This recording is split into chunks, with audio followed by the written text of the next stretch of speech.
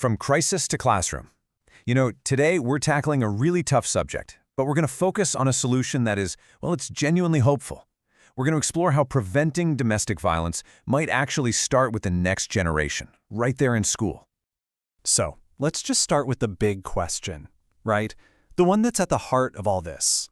How do you stop violence before it even starts? I mean, that's a huge challenge, right? And the answer, well, it's starting to show up in a place you might not expect. Believe it or not, the new front line in this fight seems to be the classroom. And no, we're not talking about another math class or history lesson. This is something completely different. It's a proactive new school subject that's really starting to pick up steam. It's called prevention education.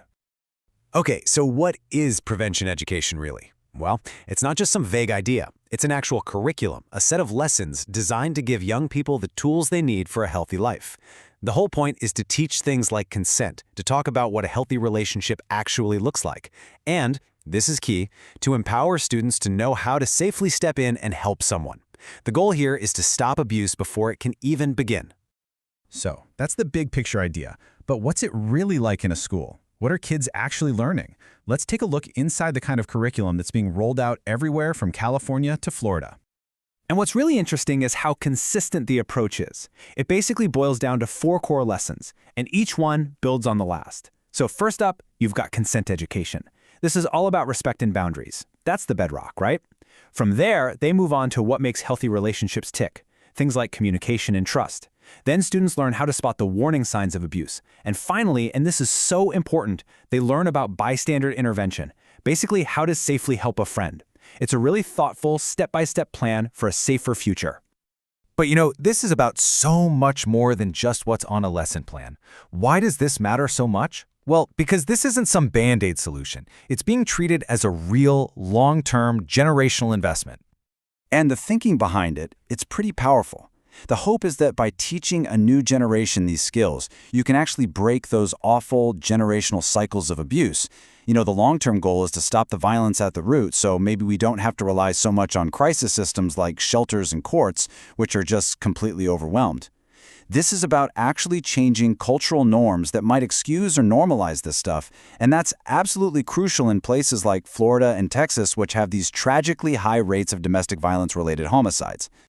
And there's this one quote that it nails the entire philosophy perfectly. It goes, "Every child taught respect today is one less abuser tomorrow." I mean, it's really that simple, but also so profound.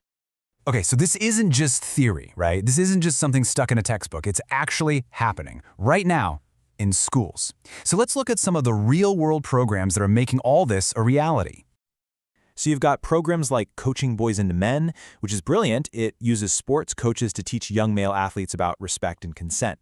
Then there's Expect Respect, which focuses on middle schoolers, that really critical age when they're just starting to figure out relationships. And a huge piece of this everywhere is nonprofits partnering with schools to bring survivor stories into the classroom. That makes the whole thing feel incredibly real and really drives home why it matters. So all of this, it's about building a safer future, one classroom at a time. But let's be real. Solving a problem this big takes a two-pronged approach. You've got the long-term prevention work, which is amazing, but you also need to have critical support for people who need help right now. And that right there is the crucial balance, isn't it? This work in schools is a fantastic investment in our future. But for survivors or for anyone who's just quietly trying to figure out their options today, the need for safe, trustworthy help isn't for tomorrow. It's for right now. It's immediate. And that's where a resource like dvlawyers.com is just so essential. It's a legal resource hub that's been built from the ground up specifically for survivors. And the most important part is how it was designed. Everything is about safety, privacy, and dignity.